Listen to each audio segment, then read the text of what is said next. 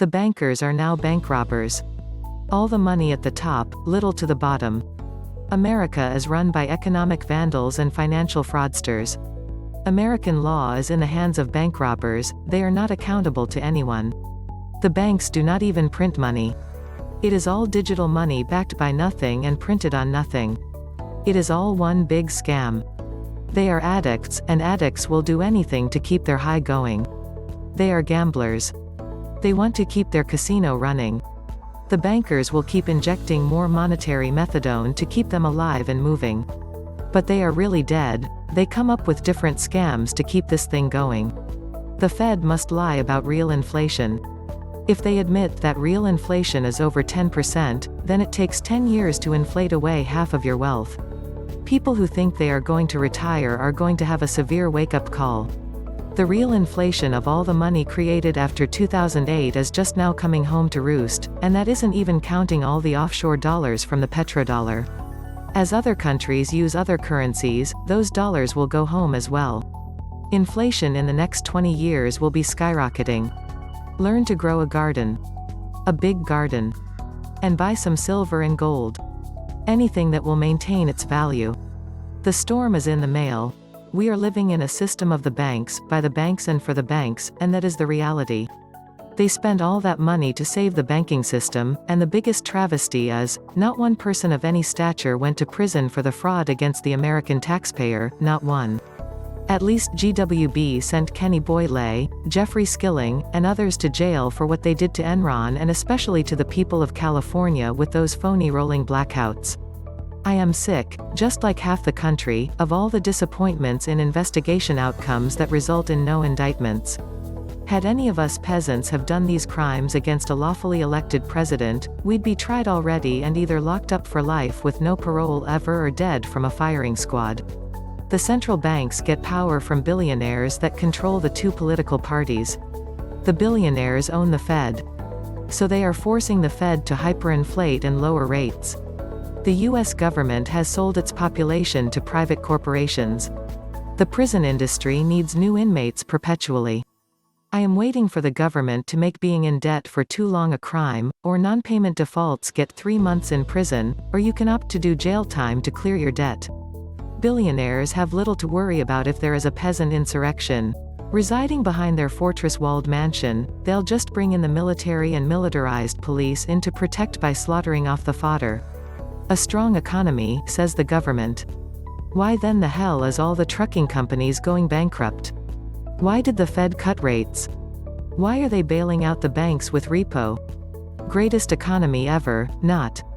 Meanwhile, millions of Americans living paycheck to paycheck, no healthcare, homeless, etc. Completely out of touch and incorrect. Rinse and repeat day in and day out. This economy is a uniquely global phenomenon. We are in a simmering sovereign debt crisis that is about to become very obvious in 2022. The reason we don't have real inflation, even though we're at full, or historically low unemployment, is because everyone is overlooking the debt bubble. At every level, government, corporate, and consumer, we have record debt, and thus, record debt service is at all-time highs. So even though you're making as much money as ever, what you have left over as discretionary, is the same or lower because more dollars are going towards servicing debt. Which is basically a black hole. It's money that you're obligated to pay, for a benefit that you've already received in the past. Every time you borrow, especially to consume or purchase a depreciating item, you're pulling forward future production and savings, plus costs of interest. Both the unemployment rate and inflation rate in the United States are well over 20% each. All the statistics are lies. The banks took over the government long ago. It was bankers and lawyers who wrote the Constitution. Your average thief, including banks, and foreign-owned US politicians, will steal more and more from you until you force them to stop. These thieves will never voluntarily stop stealing. Unless you choose to stop them, they will take everything. And in fact, not only have they taken absolutely everything, they have been borrowing in your name and stealing that too. So $500 billion needed from Fed to repo market in the next 2 weeks to avoid bank collapse. Fed debt balance sheet now $4.5 trillion. This goose is cooked, man. It's game over as in checkmate. We will not survive what's coming. The Fed is slated to pump an additional $500 billion into the banking markets through early next year. This is it, folks. And most people still don't realize what is happening and how bad this coming collapse is really going to be. The larger banks can't handle their insolvency among themselves. Instead, they have to go to the Fed, which simply prints the money, to fund their overnight repo operations. They will try to spin this as a good thing for America, but the fact of the matter is that we no longer call the shots. China does.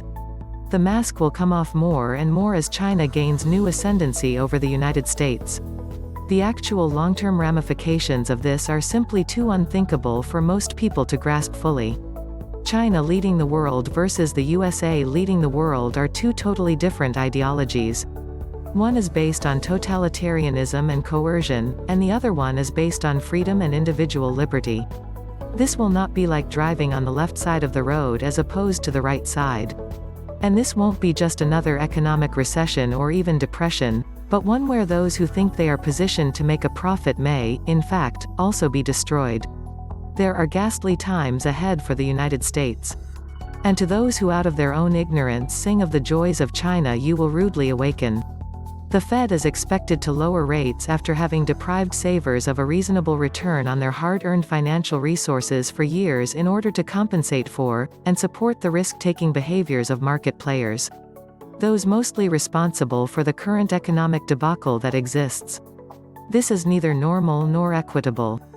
Lots of anger out here in the real world. The Fed is Powell-less. Unless it's QE for the people. Time to go all in on gold, silver and mining royalties. If the Fed cuts rates to zero, then we stop being the cleanest dirty shirt, and foreign investors flee. With low interest rates, the banks are already operating on razor-thin margins due to low interest rates. If you are on razor-thin margins, and the defaults start to pick up, the banks can be in a lot of trouble fast. There is already some evidence that either a large bank or banks are experiencing liquidity problems, due to the continuous and ever-increasing repo operations. If banks start going belly up, what does that do to the confidence that the public puts in banks keeping their money intact? And we all know that our whole system is based on full faith and trust. Confidence crashes, the system crashes. Debt will matter to the consumer, who is 70% of the economy. The consumer is tapped out with interest rates so low for so long. Now they're having trouble paying the interest to forget the principal. The next couple of years is going to be a ride, especially if MMT kicks in on top of the permanent repo bailouts. If everyone would understand that our money is always born as a debt at source, then we would operate a system where we allow money to die as debt, not by being paid down but by being written down via payoff with money created, as is. This is what happens when it is born as debt. It is merely created at the ledger. Then the laws allow the money to be owned by that bank, who can then take the real asset, the land, and the houses. When the inevitable effort to pay down such created debt is not possible due to economic restraints born in society, such as no waged income available. Only subsidized made-up jobs by the government via corporations are available, stealing everybody's lifetimes. Massive rounds of quantitative easing only made the rich richer. They did nothing for 98%. The bond market will kill municipalities, raising taxes to the inability to pay the debt. Example: Detroit bonds overtook taxes to pay the debt back when auto manufacturers went bankrupt, and government takeover led to them not having to pay taxes. The loser Detroit in pensions. It's a con game. The banks know that economic collapse is inevitable. So does the US military. The sum of all fears is the tsunami of debt needed to protect private and public malinvestment in financial rather than productive endeavors. The market needs higher clearing charges due to supply and demand imbalances. Papering over the swamp makes the alligator meaner and not any easier to contain. I wish everyone a little part of the trillions in bailouts spanning the globe. All this money printing is technically implementing after the fact of slavery. When people begin to say, no more, and refuse to allow themselves to be used to serve the dark forces' agendas, then things will change. This is where we are, looking at the problems created and searching for solutions. It's time to outsmart those who do not have our best interest at heart. The reason for the creation of credit unions was to give individuals control over what happens to their money. And I have been informed that there are banks established that do not have connections to federal banks and the stock market. The dark forces have been trying to outlaw the credit unions because their plan to economically destroy our once great and divinely inspired nation cannot succeed if people are not tied to the large banks and corrupted stock market.